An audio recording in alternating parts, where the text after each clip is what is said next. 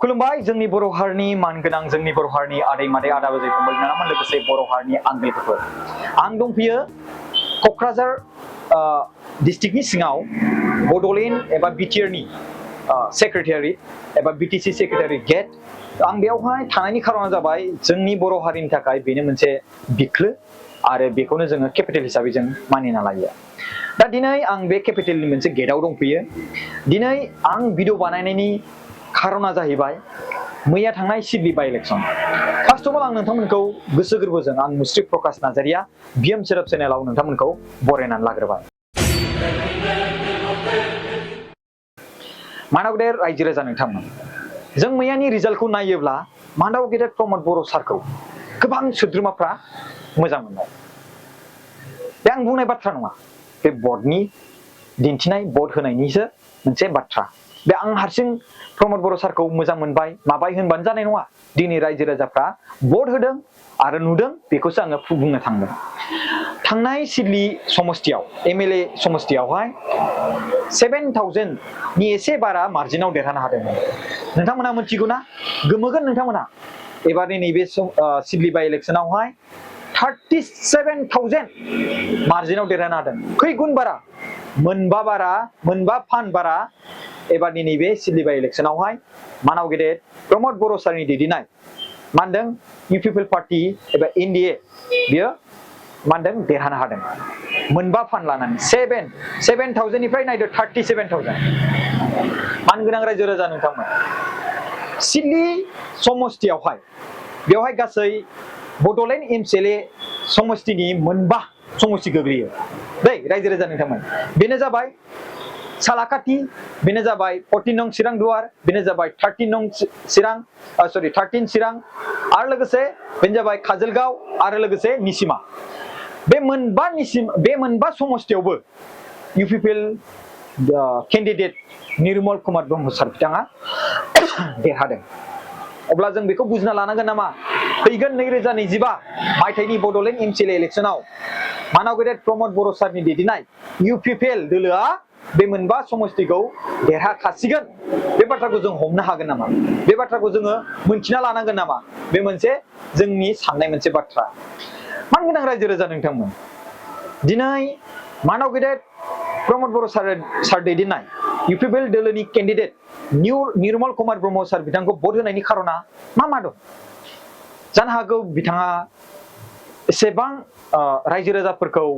मदद होबाय जानो हागौ बड'लेण्डनि जि ओनसोल बेखौ जौगाथाय होबाय जानो हागौ बर' हारिनि नेरसोनथि थामोनथा सोलोंथाइ बिथिं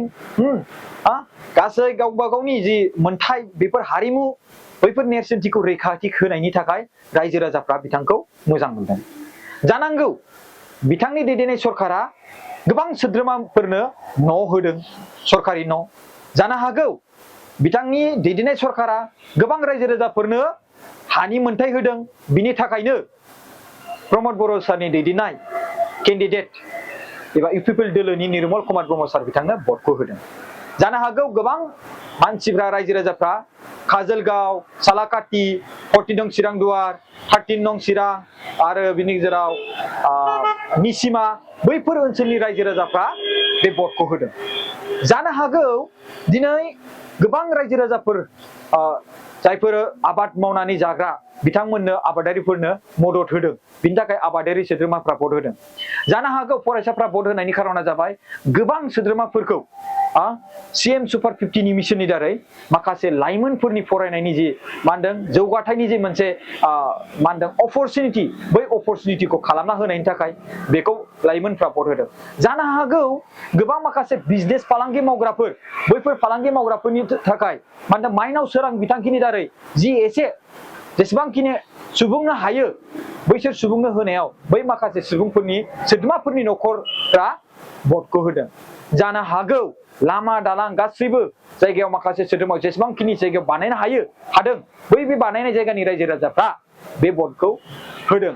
जानो हागौ जोंनि बर' हारिनि नेरसोनथि थामोनथा सोलोंथाइ जेराव हमना ला बेफोरखौ आर'नाइ दामग्रा देग्रा खाम सिफुं सेरजा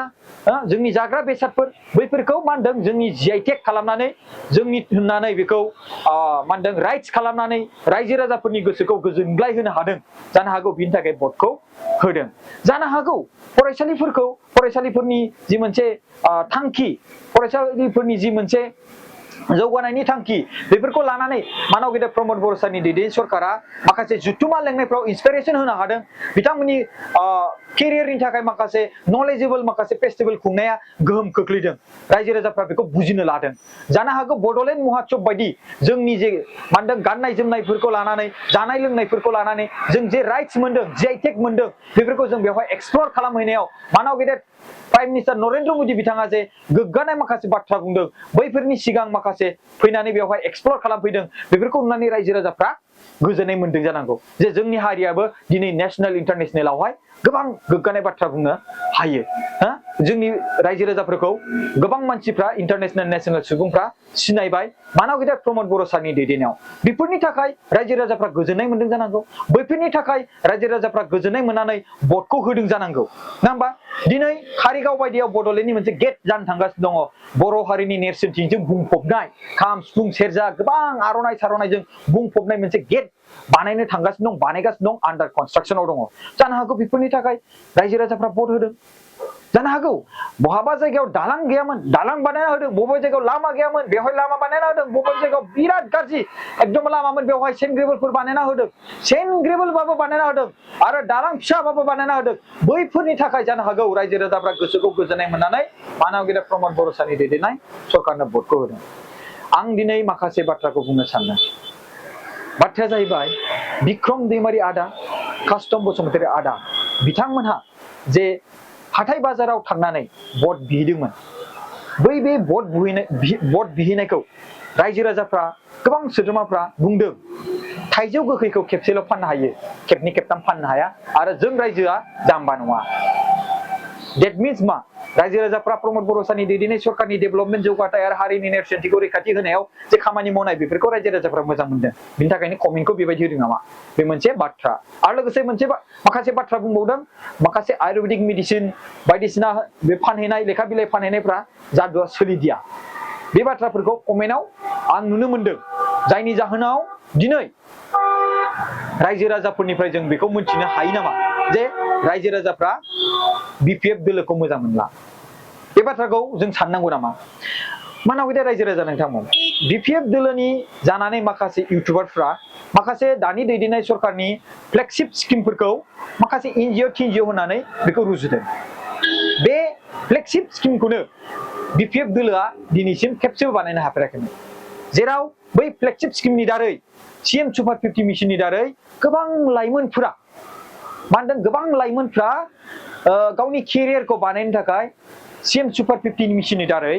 माखासे मा होनदों राङारि अनसुंथाइ मोननानै मा होनदों गोजान मोनसे जायगासिम थिंकिं खालामनो हादों गोजान मोनसे गोजौ लेभेलसिम सिमां नुनो हादों IAS IPS डक्टर इन्जिनियार फरायनायनि माखासे मा होनदों बेखौ मा होनो ड्रिम्स सिमां नुनो हादों बे सिमां आरो इन्सपिरेसन एबा थुलुंगाखौ मानव गेदेर प्रमद बर' सारनि दैदेननाय सरकारा होदों बिनि थाखायनो लाइमोनफोरा जानो हागौ प्रमद बर' सारनो भटखौ होदों जानो हागौ